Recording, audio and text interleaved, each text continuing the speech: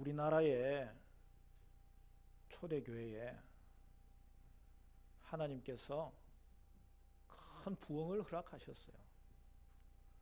특별히 1907년 평양에는 이 대부흥이 일어났어요.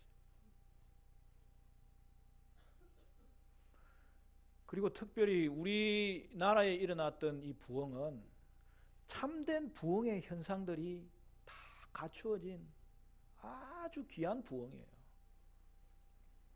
지금 UCLA에서 아시아학부 한국학의 교수로 계시는 옥성덕 목사님이 그가 여러 책을 지었는데 한반도 대부흥, 초대 한국교회사 같은 책을 쓰시면서 근래에 공주 대부흥에 대한 글을 제가 읽어보니까 한국 초대교회 부흥의 현상은 기적이나 치유나 쾌락이나 맹종이 아니었다는 거예요.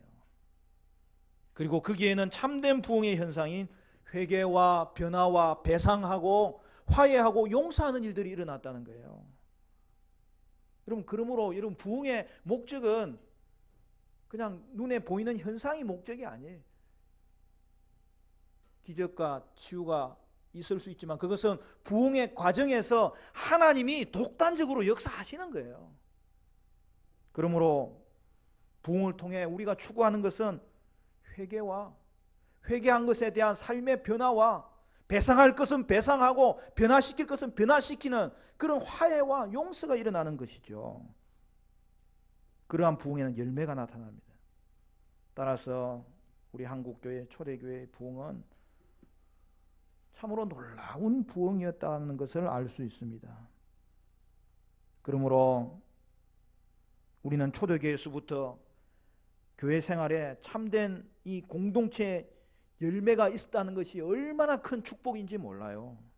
오늘 본문을 보니까 이제 마태복음에 나오는 5개의 설교 묶음 중에 4번째 공동체 설교가 나오는 것을 볼 수 있어요. 여러분, 그래서 마태복음 18장은 예수님의 하나의 설교예요. 그 주제는 교회의 특징이 무엇이고 교회 공동체의 그 제자도가 무엇인지 그것을 고스란히 보여주고 있어요. 그것은 오늘 18장을 전체는 다 안 읽었지만 전체적으로는 3가지입니다. 낮아짐의 제자도, 회복의 제자도, 용서의 제자도인 것이죠. 먼저 오늘 본문은 낮아짐의 제자도가 무엇인지를 말씀하고 있어요. 사랑하는 성도 여러분, 그러면 우리는 공동체에서 교회 생활하는 가운데 어떻게 하면 이 낮아짐의 제자도를 실현할 수 있을까요? 제자들이 예수님께 나와서 질문합니다. 뭐라고 질문했어요? 천국에서 누가 큽니까? 그렇게 질문했어요.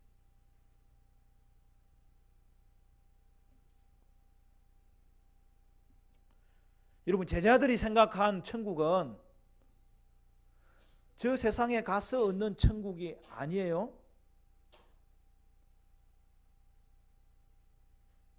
여러분, 마태복음에서의 천국도 제자들과 성격이 좀 다르지만 근본적으로는 저 세상에 가서 얻는 천국이 아니라 이 땅에서 시작되는 천국을 말하는 거예요. 당시 제자들은 이방 제국이 물러가고 세리와 죄인들이 심판을 받아 정결케 되고 그리하여 결국에는 메시아가 다스리는 지상 천국이 이루어지는데 이제 그곳에서 누가 큰지를 질문했던 것이죠. 유대인들은 권위의 체계를 당연한 것으로 생각했기 때문에 천국에서도 권력의 순서가 있을 것이라고 생각했고, 그러면 거기서 누가 높은 자리에 앉는지가 그들의 주된 관심사였던 것이죠. 이에 우리 예수님은 어린아이 하나를 부르시고 그를 자기 앞에 제자들 앞에 세우시고 이제 제자들이 배워야 될 것이 무엇인지를 가르쳐 주십니다. 그런데 특이한 것은 예수님은 천국에 누가 큰지를 질문을 받았는데 그 대답을 안 해주시고요. 무슨 설명을 해주세요. 천국에서 합당한 자, 즉 천국에 누가 들어가는지에 대해서 대답을 해주시는 거예요. 물론 그렇게 하신 이후에 4절에서는 누가 큰지에 대해서도 설명합니다. 이 말은 무슨 뜻입니까? 하늘나라에 들어가는 원리와 하늘나라에서 누가 큰지에 대한 원리는 결코 분리되지 않는다는 거예요. 그러면 누가 하늘나라에 들어가는 것입니까? 우리 3절 말씀 같이 읽어볼까요? 우리 잘 아는 말씀이지요. 3절 시작. 이르시되 진실로 너희에게 이르노니 너희가 돌이켜 어린 아이들과 같이 되지 아니하면 결단코 천국에 들어가지 못하리라. 누가 천국에 들어갑니까? 어린아이와 같이 되지 아니하면, 즉 어린아이와 같은 자라야 천국에 들어갑니다.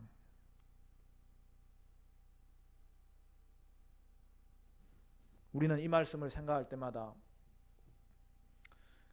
가정의 배경을 가지고 이해하려고 하는데, 사실은 본문이 우리에게 말하는 것은 어린아이의 이 사회적인 배경을 가지고 이야기하는 거예요.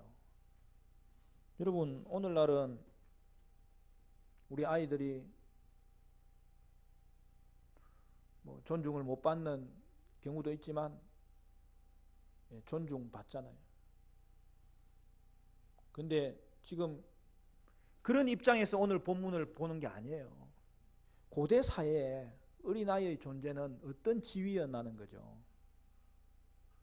그럼 당시 사회에서 어린아이는 사회적으로나 신체적으로 가장 낮은 위치에 속하는 자입니다. 어른들의 세계에서 그들은 자신들의 결정을 내세울 수가 없고 어른들의 뜻에 복종해야만 하고 어른들에게 의존해야만 살 수 있는 존재입니다. 그러므로 어린아이처럼 된다는 말은 무슨 말이에요?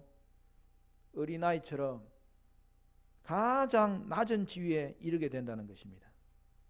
어린아이는 가장 낮은 지위를 말하는 거예요. 그들은 스스로 결정할 수 없고 어른들에게 복종할 수밖에 없는 지위입니다.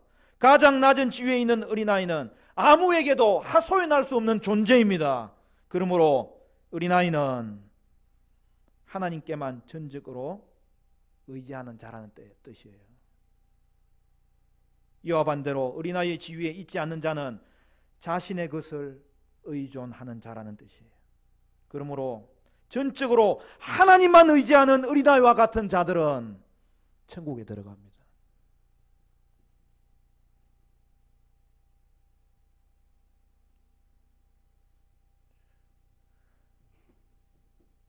하나님을 의지하되 그분 외에는 의지할 존재가 없는 그런 어린아이와 같은 존재가 천국에 들어갈 수 있다는 거예요.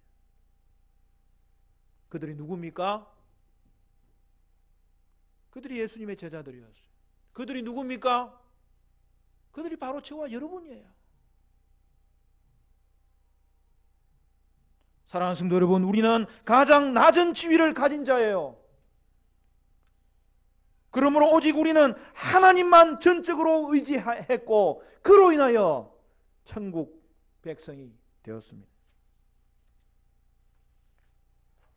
사도행전 4장 12절 말씀에 다른 이로서는 구원을 받을 수 없나니 천하 사람 중에 구원을 받을 만한 다른 이름을 우리에게 주신 일이 없음이라 하였더라. 그러므로 믿음은 한마디로 이거예요.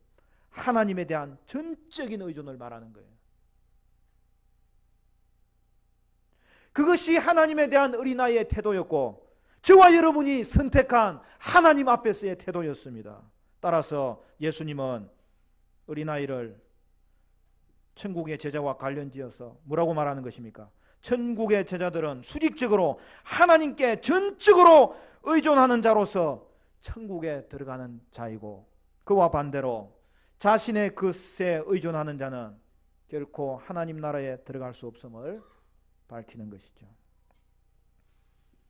그러므로 한 가지 더 우리가 살펴볼 내용이 등장합니다. 그것은 뭐죠? 본문은 하늘나라에 들어가는 태도와 하늘나라에 들어가서 살아가는 태도가 다를 수 없다고 이야기하는 거예요. 그것은 연결되어 있어요. 하늘나라에 들어가는 구원의 원리와 하늘나라에서 살아가는 생활의 원리는 똑같다는 거예요. 그러면 뭐예요? 우리는 어린아이처럼 하나님을 전적으로 의지해야만 천국 들어가고, 천국에 들어간 자는 어린아이처럼 지금도 살아가야 된다는 거예요.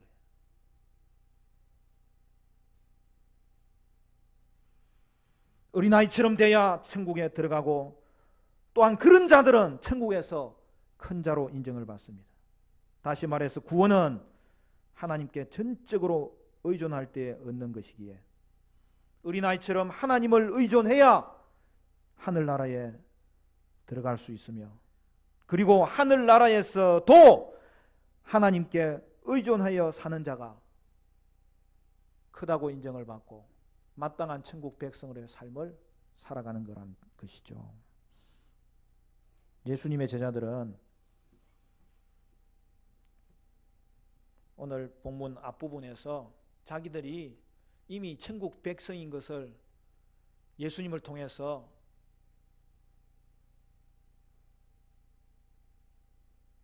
설명해 주는 말씀을 받았어요. 세금을 어떻게 합니까? 그랬더니 예수님이 뭐라고 했어요? 왕의 자녀들은 세금을 낼 필요가 없다. 그렇지만은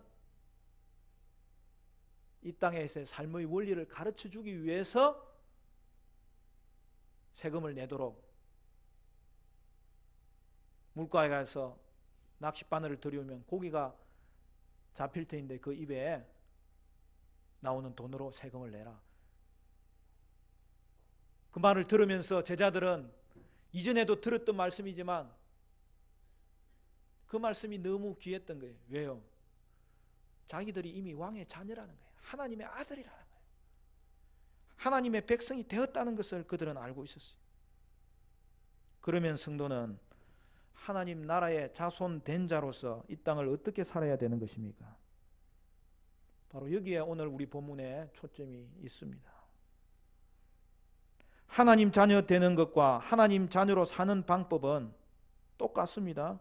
수직적으로 하나님께 전적으로 의지하는 자는 수평적인 관계에서, 사랑과의 관계에서 자신을 낮추는 자로 살아야 된다는 거예요. 성도는 하나님을 전적으로 의지하여 이미 천국에 들어온 자로서 그 이후에 그런 자세로 살아야 됩니다. 사랑과의 관계에서 자신을 낮추는 태도로 살아야 합니다. 성도는 하나님 나라에 들어가는 소금 같은 귀한 존재입니다. 그러나 그가 천국의 백성이 되고 난 이후에 소금의 맛을 잃어버린다면 그것은 말도 안 되는 것이죠. 상상할 수도 없는 일이죠. 소금처럼 가치 있는 존재로 우리를 하나님께서 천국 백성 삼으셨으면 소금의 맛을 내는 자로 동일하게 천국 안에서도 살아야 되는 것이죠.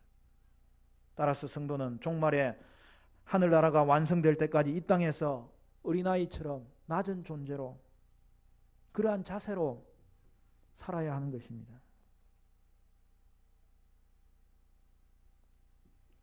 그것이 4절 말씀이에요. 우리 4절 다 같이 읽어봅시다. 4절 말씀 시작. 그러므로 누구든지 이 어린아이와 같이 자기를 낮추는 사람이 천국에서 큰 자니라.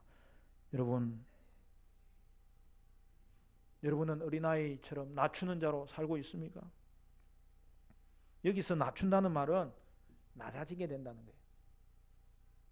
다른 말로 얘기하면 수치를 겪게 되는 거죠. 천국 성도는 하나님 앞에서 절대 의존하는 상태, 절대 낮아지는 상태가 된 것인데, 수평적으로도 공동체나 사회에서 수치를 경험하는 삶으로까지 낮아지는 삶을 말씀하고 있는 거예요. 사랑하는 성도 여러분 교회 생활하면서 수치를 당한 적이 있습니까?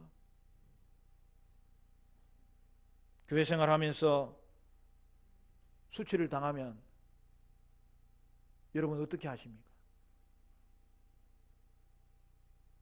죄송한 말씀이지만 견디지를 못하는 거죠.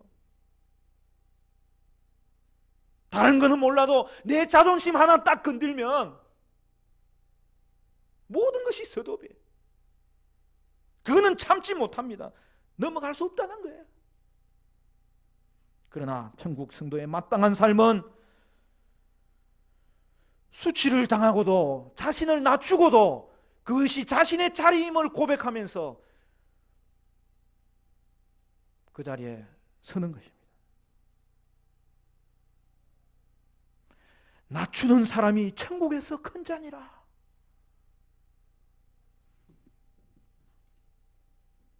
그런데 이게 쉽지 않아요.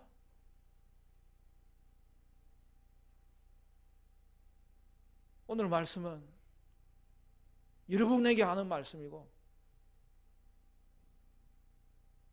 목사님 저에게도 하는 말이에요.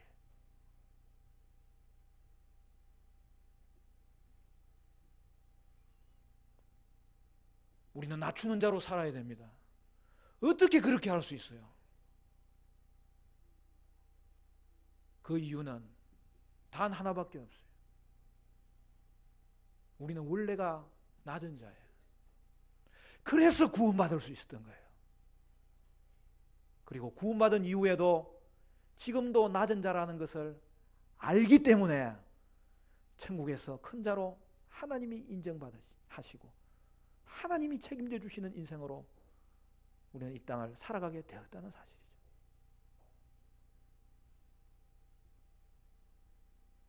여러분, 이것이 아니고서는 신앙생활에서 어떻게 보면 한 걸음도 나아가지 못합니다. 여러분은 과연 낮은 자였습니까? 낮은 자였기 때문에 예수밖에 없는 줄 알고 그분만을 의존했습니까? 그래서 천국에 들어간 자가 되었습니까? 그리고 천국에서 살면서 그 낮은 자로 살고 있는 것입니까? 그로 말미암아 큰 자가 된 것입니까?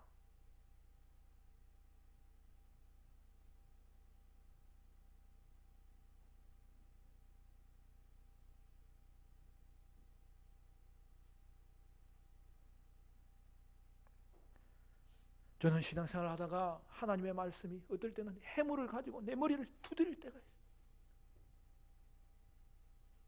오늘도 이 말씀이 그런 말씀.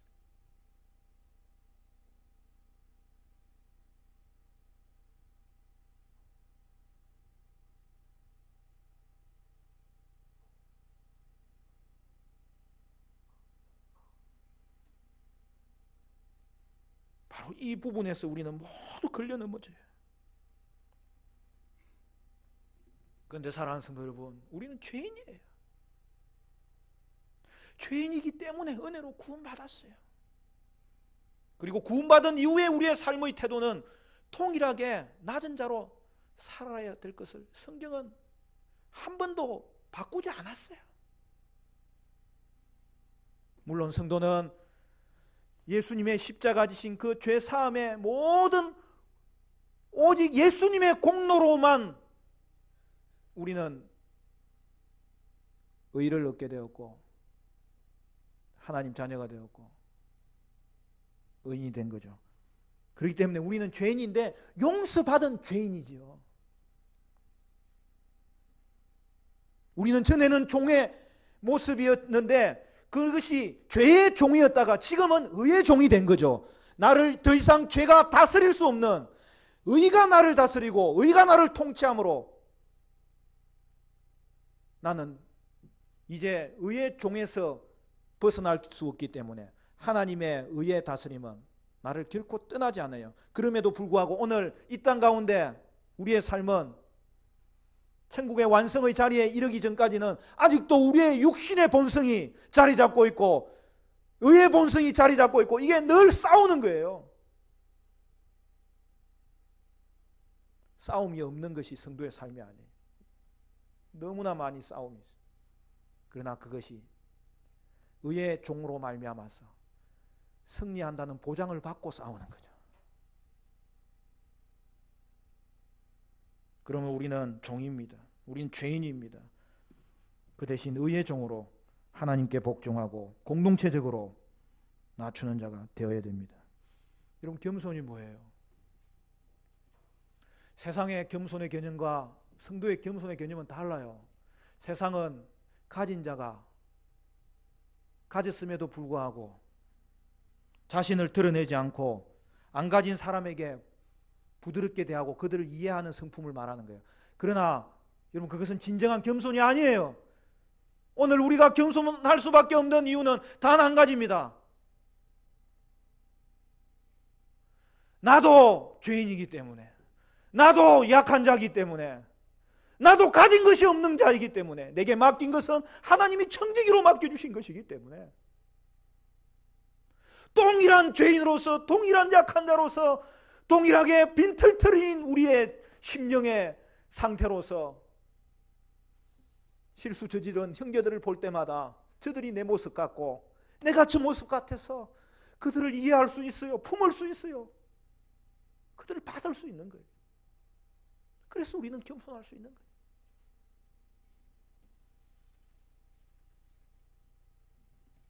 사랑하는 성도 여러분, 성도는 낮아짐의 비밀을 이미 알고 있습니다. 우리가 천국 가게 된 것은 낮아졌기 때문이고, 천국에서 사는 모습도 그 원리로 산다는 것을 우리는 더 깊이 생각할 수 있어야 됩니다. 성도는 낮아짐으로 자신도 살고 낮아짐으로 공동체도 살리는 거예요. 은혜로 구원받았다고 그렇게 알면서도 타인에게 대해서 낮추지 못하는 사람은 사실은 은혜를 모르고 사는 사람입니다. 은혜로운 사람은 자신을 낮춥니다. 물은 언제나 위에서 아래로 흐르는 거예요. 낮은 대로 모이는 거예요. 은혜는 낮은 자리에 임하는 거예요. 거기서 은혜의 생수를 마시는 거예요. 그러므로 은혜로운 교회는 낮추는 제자들이 많은 교회로서 이는 서로를 향하여 겸손히 섬기는 공동체인 것입니다. 빌립보서 2장 1절에서 4절 말씀에 그러므로 그리스도 안에 무슨 권면이나 사랑의 무슨 위로나 성령의 무슨 교제나 긍휼이나 자비가 있거든 마음을 같이하여 같은 사랑을 가지고 뜻을 합하며 한 마음을 품어 아무에게든지 다툼이나 허영으로 하지 말고 오직 겸손한 마음으로 각각 자기보다 남을 낮게 여기고. 남을 어떻게 하라고요? 당신이 나은 사람이에요. 낮게 여긴다는 거예요. 높이는 거죠. 여러분, 그런데 우리 한국말은 이게 생각보다 어려워요. 이거 받침을 하나 잘못하면은 거꾸로 돼버려요. 어떤 사람은 평생 동안 자기가 읽고 싶은 대로 읽는 사람이 있어요. 남을 낮게 여기고 아니고 낮게 여기고, 자신에 대해서는 낮게 여기고가 아니고 낮게 여기고. 여러분, 성경은 자세히 읽어야 돼요. 그리고 그대로 그 안에 담겨있는 하나님의 뜻을 깨달을 때에 도리어 이 땅을 이기고 이 땅을 치유하고 이 땅을 회복하는 능력을 얻게 됩니다.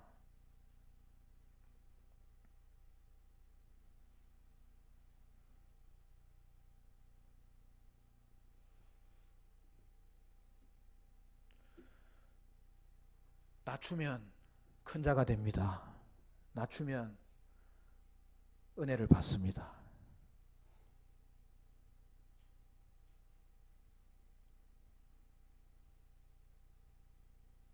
우리가 자리가 많이 넓을 때는 뭐 상관없지만 어떨 때 가운데 자리가 비어서 바깥에 있는 사람을 거쳐서 안에 앉아야 될 때가 있잖아요. 그러면 어떻게 해야 돼요? 자기가 안에 들어가야지. 그게 낮추는 거예요.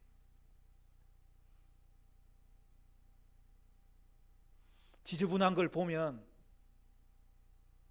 본 사람이 치우는 거예요. 하나님이 눈을 열어 보게 하셨으니까.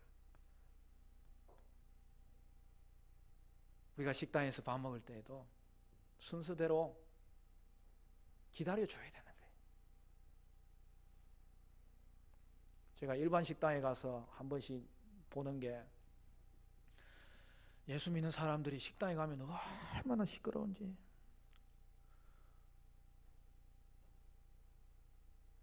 물론 교제도 중요하죠. 그러나